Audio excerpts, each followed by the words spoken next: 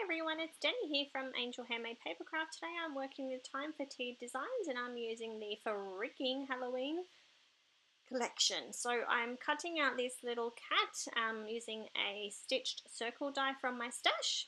I'm going to use a pencil just to mark where his tail is going to be, because I need to fussy cut that to make sure that it's going to be on the outside of the die when I run it through my Big Shot, otherwise it will get trimmed off.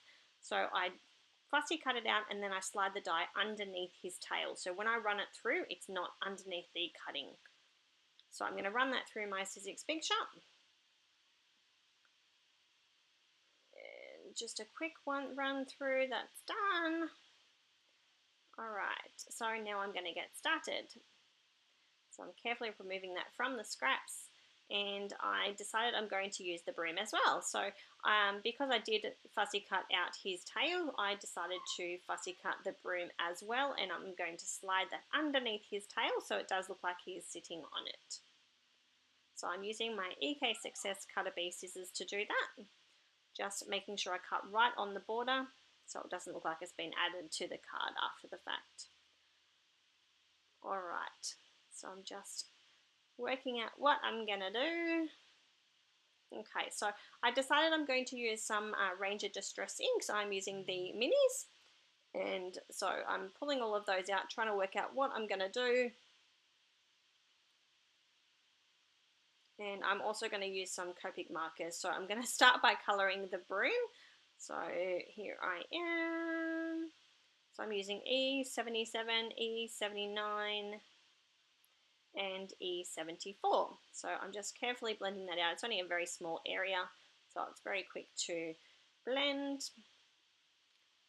And I'm going to use the E74 on the actual broom as well, and I'm just using a flicking motion in there.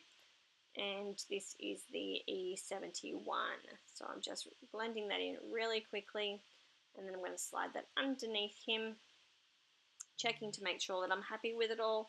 And now I'm going to use some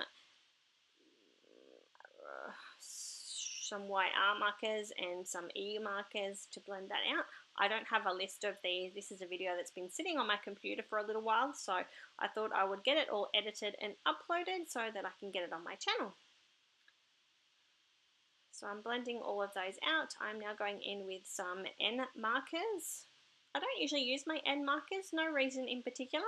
I just seem to always grab my C markers. So this time I did decide to go with the N markers just to give him a different kind of colouring to his fur. So I'm just working my way through, adding in the lightest coat first and then going darkest to lightest. Just planning out where all of those shadow areas and darkest areas are going to be. And then working my way back through and starting to pull all that colour out and blend it all together.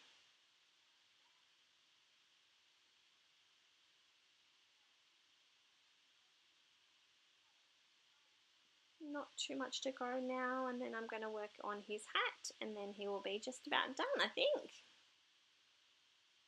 Like I said, I did make this card a while ago, so I may even be able to find that list of markers on my blog.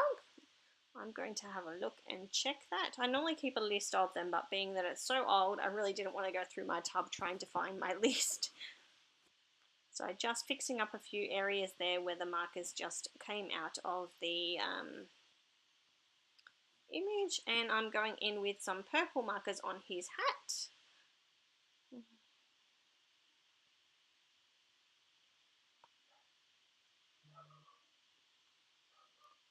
So I was just cleaning off one of my markers in the process there.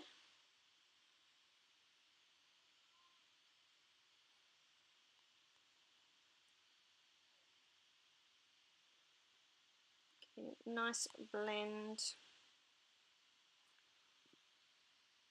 Okay, so that's him all coloured up using Copic markers. I'm going to slide that broom underneath him.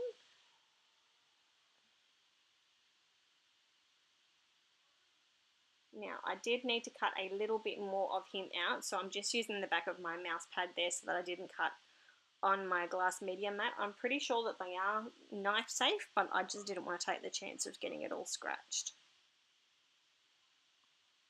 So I am just using a PenBlade.